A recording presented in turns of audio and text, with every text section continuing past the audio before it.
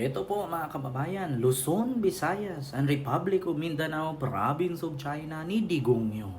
So ngayon mga kababayan, meron lang po ako ipaparating sa inyo at ibablog ngayon at itatapik ngayon patungkol nga dito sa formal ng kinasuhan ng Quad Committee or ng Congress, no? Ang grupo ni dating Pangulong Digong, Bato de la Rosa, Bongo, Garma at ilan pang mga ah, panauhin na kasali sa finailan ng kaso ng Quad Committee or ng Congress, no, sa ayon dito sa balita mga kababayan na i-share at ipaparinig ko sa inyo ay kinakasuhan na daw po, no.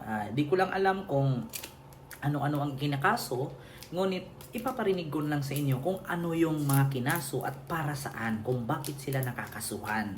So pagkatapos ng video, tsaka tayo magre-react. So ipaparinig ko po sa inyo, panoorin nyo po.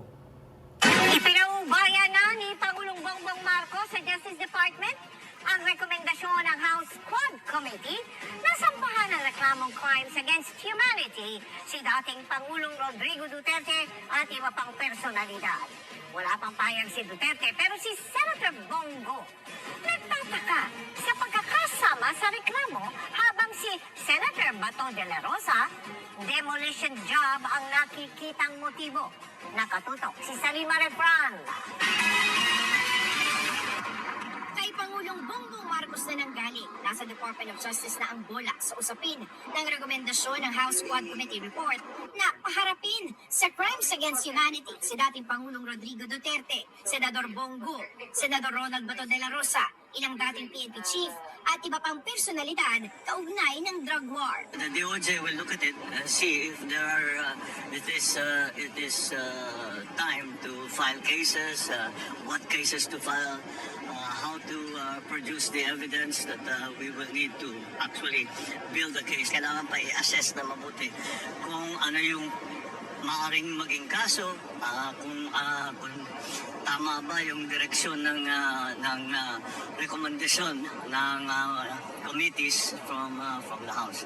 Bagamat hindi pa natatanggap ang opisyal na report ng Kamara, i-consolidate raw ito ng DOJ sa gumugulong ng investigasyon ng Task Force EJK ng Kagawaran. Iimbitahan din ng DOJ ang mga humarap sa Quadcom para gawing formal ang kanilang affidavit ng kanilang mga pahayag sa Kamara.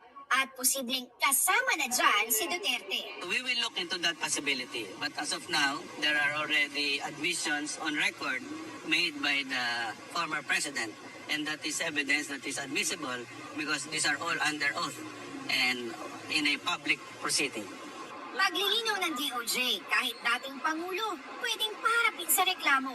Past presidents are no longer immune from suit. Only the sitting president is immune from any legal suit during his term. Kinukuha pa ng GMA Integrated News ang panig ni dating Pangulong Duterte. Pero si Senador Go, na naging Special Assistant to the President, pinauumpayan na lang sa korte ang reklamo laban sa kanya. Nagtataka raw si Go na tila lahat ng nabanggit sa mga hearing, kahit na raw hearsay at walang katibayan, idinamay ng Quadcom sa reklamo. Si De La Rosa, na naging unang PNP chief ni Duterte, sinabing inasahan na raw niya ito at haharapin na lang ang reklamo kapag inihain na sa DOJ. Tila raw ginagawa ang lahat para i-demolish raw ang mga Duterte at kanilang mga kaalyado, lalo na raw sila ni Senator Go para sa eleksyon 2025. Pag-aaralan pa raw ng DOJ ang epekto ng gagawing case build-up sa gumugulong ng investigasyon ng ICC. Sinisigap din ng GMA Integrated News sa makuhang pahayag ng iba pang inirekomendang kasuhan ng House Quad Committee. Para sa GMA Integrated News, Salima Refran, nakatutok, 24 oras. So ayun po mga kababayan.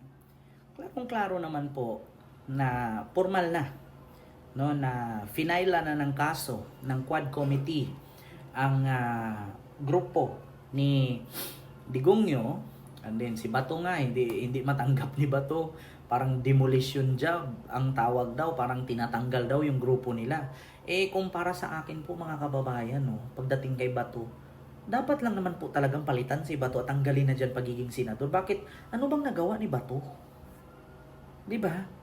Hindi ako basher ni Bato, pero nagtanong lang, ano po bang nagawa niya bilang senador?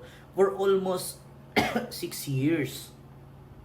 Di ba? For almost 6 years, ano bang nagawa ni Bato bilang senador?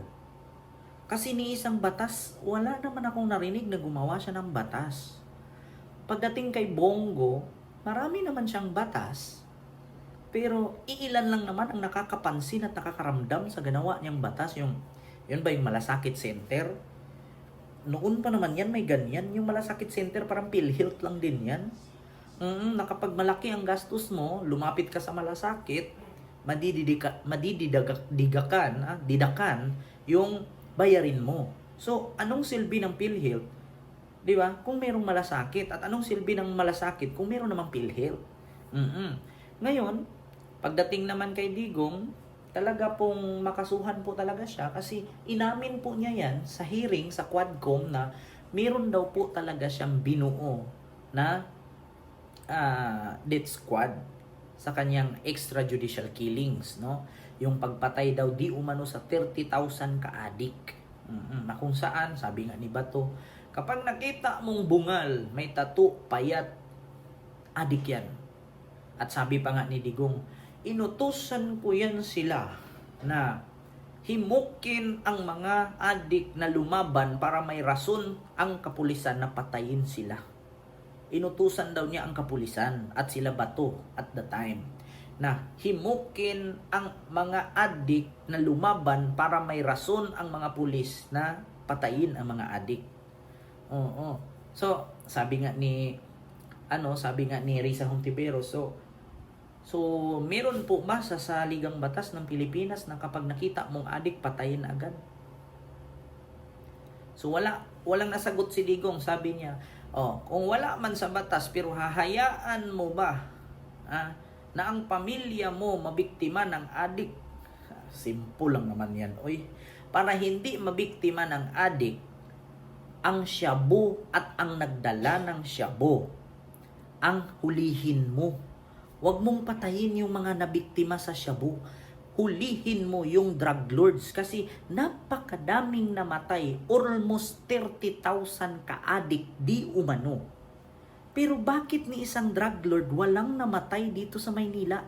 Sabihin natin namatay si Paruhinog sa Usamis na drug lord. Bakit ang shabu ba sa Usamis lang? Namatay si Espinosa ng Leyte. Bakit ang shabu sa Leyte lang? Bakit dito sa Mega Manila or sa Metro Manila ni isang drug lord walang namatay? So imposible naman dito sa Maynila walang drug lord. So ano yun? Galing lang sa Usamis, galing lang sa Leyte ang shabu, pumunta lang sa Maynila.